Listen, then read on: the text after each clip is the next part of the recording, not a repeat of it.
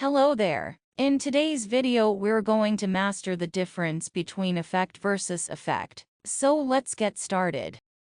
Now, effect is usually a verb, meaning to influence or make a difference to something. Example, the weather can affect your mood. Whereas, effect is typically a noun, referring to a change that has occurred as a result of an action. Example, the effect of the new policy was noticeable. Here is a tip. If you're doing the influencing, use effect, verb. If you're talking about the result, use effect, noun. Use acronym RAVEN, remember effect verb, effect noun, as a mnemonic. Now let's do some examples. The weather can blank your mood.